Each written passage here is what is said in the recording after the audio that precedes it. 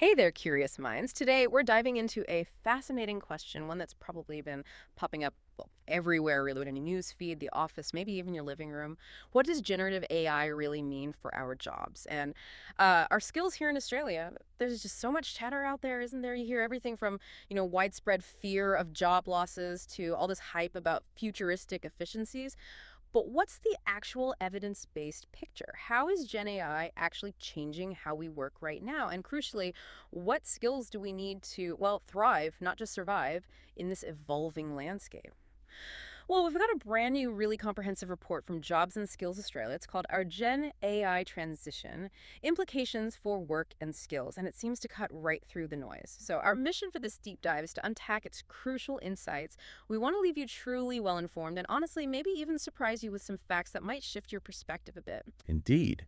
And this report, released just this August 2025, it's incredibly timely. It provides that much-needed whole of labor market view, looking at Gen AI's potential, its current impact, and the medium-term implications specifically for Australia. Hmm. It's really helping to fill some significant evidence gaps we've had.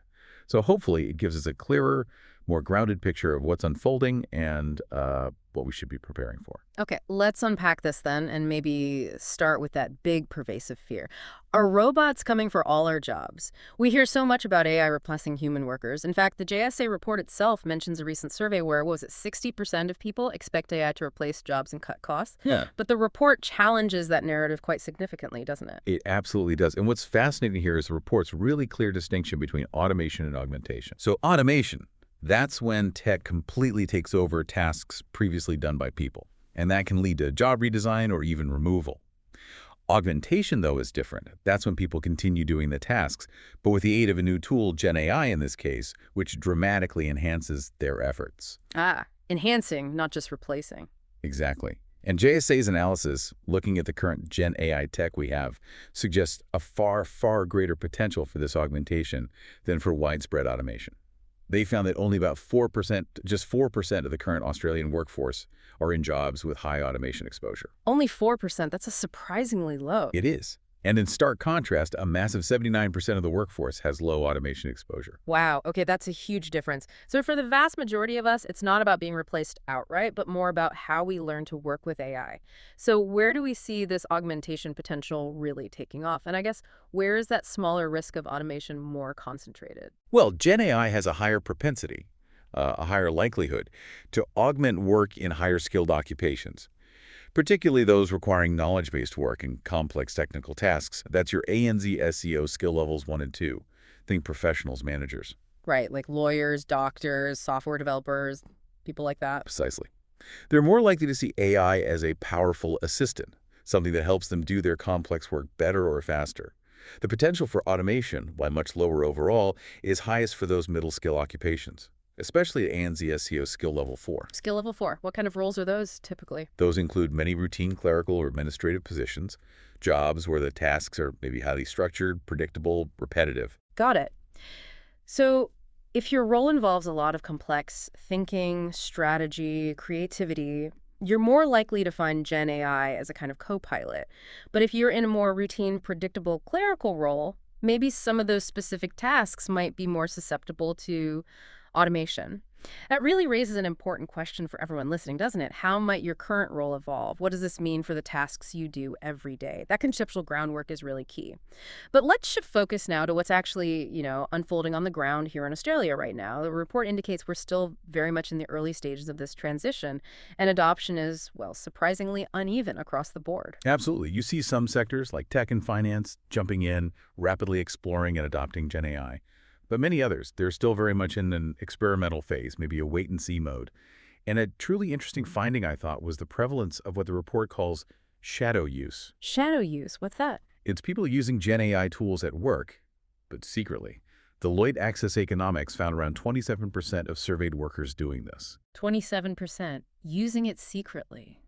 Wow. Yeah, and another study confirmed about 21% of white-collar workers doing the same.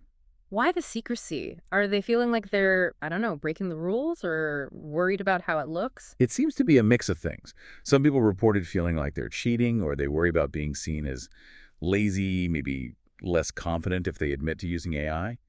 But it also points quite clearly to a lack of clear organizational policies and training around AI use. Hmm. Workers are seeing how useful these tools can be, so they're experimenting on their own, often without any official guidance or support. Which really highlights a need for, well, clearer strategies and more open dialogue within workplaces, I suppose. Definitely. So, despite this shadow use, or maybe alongside it, are we already seeing tangible benefits for those who are adopting Gen AI openly or not? Yes, the early productivity impacts look very promising. Most Gen AI users in those early adopting workplaces are reporting clear task-specific efficiency gains. Like what kind of gains? Well, for example, a Microsoft survey found 51% of users saved an hour or more per day, An hour a day. and 21% saved 2 hours or more per day. Think about that compounded over a week or a month. Yeah, that's significant. And we saw other examples. A software company, ReadyTech, reported Gen AI improved their coding efficiency by over 25%. We even heard about a secondary school using Gen AI to personalize learning materials for students, something they just wouldn't have had the time to do before. Those efficiency gains are certainly compelling. But let's go back to the displacement question. Are people actually losing their jobs to AI right now in Australia? Well, the evidence suggests not on a large scale, not yet. To date, there's only limited evidence of widespread job displacement across the whole Australian economy. In 2024, for instance, only 12 firms cited Gen AI, or broader tech change, as a reason for retrenchments affecting 15 or more employees. Only 12 firms. And importantly, many of those firms actually retained and upskilled those workers into new roles. Okay, so retraining is happening. It is. However, we are seeing some very specific task-based roles being directly impacted, Yeah. like voiceover artists. Oh, yes. One talent agency reported an 80% decline in demand for content video narration, Yeah. purely because of AI voice technologies. Wow. That's a very real and immediate impact for that specific group. Absolutely. A very specific niche facing a huge disruption. So that's a stark example, but it sounds like the general picture, for now at least, is more about roles evolving, tasks shifting within jobs, rather than entire occupations just disappearing overnight. Precisely. That seems to be the pattern so far. And this adoption, it varies hugely across the country, too. Digitally mature industries, large firms, they're accelerating their use. But non-market sectors, think government, health, education, social services, they're generally slower to integrate Gen AI, Why is that? often due to more complex delivery models, significant ethical considerations perhaps, and also, frankly, funding and resource allocation challenges. Right, which creates this kind of multi-speed transition you mentioned. Exactly. And that's a critical point because it really risks widening those existing digital divides if we don't manage it proactively. Okay, so if that's the current reality, augmentation more than automation, uneven adoption, evolving roles, it begs the question, how does this rapidly evolving landscape redefine the skills we'll actually need? It's clearly not just about knowing how to use the latest chatbot or software, is it? No, it's far more nuanced than just basic digital literacy.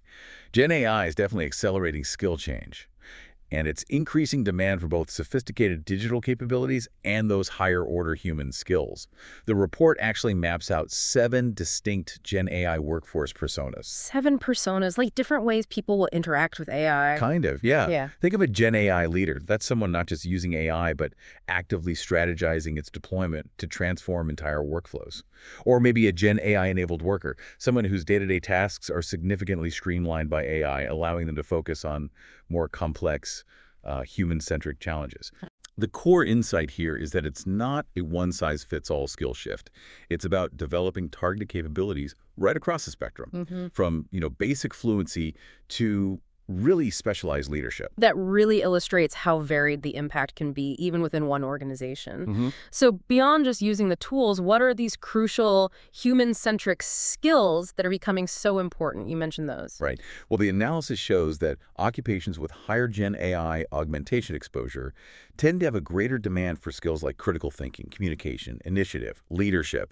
Businesses themselves, when they're considering bringing in Gen AI, they consistently flag not only familiarity with the tech and general digital skills, but also these foundational human skills as being really important. So it's almost like it's not enough to be proficient with the AI tool itself. You also need to be exceptional at being human, in a way, using those uniquely human capabilities that AI can't replicate. Exactly. That's a great way to put it. Your domain expertise, your specialist knowledge will remain absolutely vital, but often in powerful new combinations. For instance, think about healthcare. Effective AI adoption there might be championed by people who combine deep clinical expertise with strong technical AI skills. They need both. Right, bridging the gap. Precisely. And we heard a fantastic analogy from Professor Danny Liu at the University of Sydney. He describes AI as a stunt double for academics. A stunt double. I like that. Yeah. It's not replacing them, but it's doing things that are physically impossible for them, like sifting through vast data sets in seconds, which then frees the academics up for higher value tasks, critical analysis, mentoring students, creative research, things only humans can do. A stunt double for academics. That completely reframes how we see AI, doesn't it? Not necessarily as a threat, but as an enabler for deeper, maybe more meaningful, human-centric work. What does that imply for other professions, then, where specialized knowledge is critical? I think it's about empowering people across the board to do more of what only humans can do, leveraging AI for the routine, the data-heavy stuff, to free up capacity for judgment, empathy, strategy. Okay, but this raises an important point, though. If AI becomes our stunt double, are there risks? Could our own skills atrophy? Or does it place new burdens on us? That's a very real concern raised by some stakeholders. Relying too heavily on AI for expertise could potentially erode our own capabilities over time if we're not careful. And there's also the risk of what's called scope creep. Scope creep. Yeah, where highly skilled workers find themselves increasingly tasked with validating AI outputs, checking the AI's work. This could actually increase cognitive load and accountability, not reduce it. Ah, so it's not just about offloading work, it might create new kinds of work. Potentially, yes. Yeah. So ensuring a balance, supporting continuous skill development, and managing workload implications is absolutely crucial to avoid those pitfalls. This kind of massive transformation always brings up a critical question, doesn't it? Equity. Will everyone experience this Gen AI transition equally? Or are there specific groups who might face unique challenges or perhaps unique opportunities? If we connect this to the bigger picture, the answer is, well, unequivocally no. The impacts are almost certainly going to vary significantly across different worker cohorts, and often, unfortunately, along existing lines of inequality. Internationally, for example, there have been concerns raised about entry-level roles. Right, because they often involve structured, routine tasks. Exactly, tasks that AI could potentially handle more easily. So are we actually seeing entry-level jobs disappear here in Australia because of this? What's interesting, while some big international tech firms are apparently debating reducing their intake of junior roles, the Australian data, at least up to now, shows entry-level job advertisements have actually remained relatively stable since 2022. Oh, that's somewhat reassuring. It is, but the nature of these roles is almost certainly likely to shift. They might demand more judgment, more problem-solving, more oversight of AI-generated outputs right from the start. So the job exists, but the skills needed are changing. Precisely. And the challenge for policy is ensuring we have appropriate pathways for workers to adapt to these evolving expectations, not just at entry level, but throughout their careers. And what about that persistent digital divide? You mentioned it earlier. Does that complicate things further? Hugely. The digital divide remains a really significant barrier. The Australian Digital Inclusion Index found nearly a quarter of Australians are digitally excluded to some A extent. quarter. Wow. And we heard a really poignant case study from a vocational school supporting disadvantaged youth. They're actually using Gen AI quite innovatively to personalize learning and boost engagement. That sounds positive. It is, but the fundamental issues for their students, things like consistent access to devices, stable internet connection at home, those remain major hurdles. It really underscores the point that technology isn't some kind of silver bullet if you don't address that foundational access first. Absolutely critical. How does this impact specific demographics? For instance, you mentioned ANZ SDO levels earlier. What about women in the workforce? Well, the data suggests women are marginally more exposed to both augmentation and automation in their current roles compared to men. And they are unfortunately overrepresented in some of those highly automatable occupations, like accounting clerks and payroll clerks. Okay, so there's a specific risk there. There's a risk, but also a clear opportunity. It highlights where targeted upskilling initiatives could really make a difference, empowering women to navigate these shifts successfully. And what about First Nations Australians? Are there unique considerations there? Yes, definitely unique risks and incredible opportunities. On the risk side, concerns exist around the lack of robust Indigenous cultural and intellectual property, or ICIP protections. This could, quite worryingly, lead to AI being used to mass-produce inauthentic Indigenous-style products further harming culture. That's a serious concern. It is. Yeah. But on the flip side, the potential for good is immense. We heard about in digital, for example. They're combining indigenous knowledge with Gen AI to preserve connection to country and even accelerate conservation efforts. Really powerful stuff. That's amazing. And organizations like Indigitech are actively working to increase indigenous participation in the tech industry itself, fostering culturally safe and supportive workplaces. So fostering inclusion within the tech development process itself. Crucial. And what about people with disability? How does Gen AI affect them? Well, again, it's a mixed picture with huge potential, but also risks. Gen AI offers significant possibilities for enabling technologies. Think advanced natural language models for people with communication difficulties or new kinds of assistive tools. That sounds incredibly promising. It is. However, there are risks too. For example, AI-produced captions for videos or meetings are often still of poor quality, I've noticed that. which can seriously impede participation for deaf or hard-of-hearing individuals. So the report really emphasizes the importance of co-design. Co-design, meaning designing with the users. Exactly. Yeah. Like the Deaf Mob to Right app mentioned in the report. It aims to bridge communication gaps for deaf and hard-of-hearing Aboriginal people using culturally appropriate AI-driven translation. It's being developed with the community, ensuring the tool is truly inclusive and effective, not just technologically clever. That really drives home the point, doesn't it? The impact isn't uniform. Intentional, inclusive design is absolutely key if we want to prevent existing disadvantages from being compounded and ideally actually leverage AI for equity. That has to be the goal. Okay, so with this really complex picture, potential, current impacts, evolving skills, equity concerns, what's the roadmap for Australia? The report makes a pretty strong case for a coordinated national approach. It talks about stewardship of this Gen AI transition. What does that mean? Yes. The report argues very strongly, actually, that the absence of a coordinated strategic approach poses several significant risks.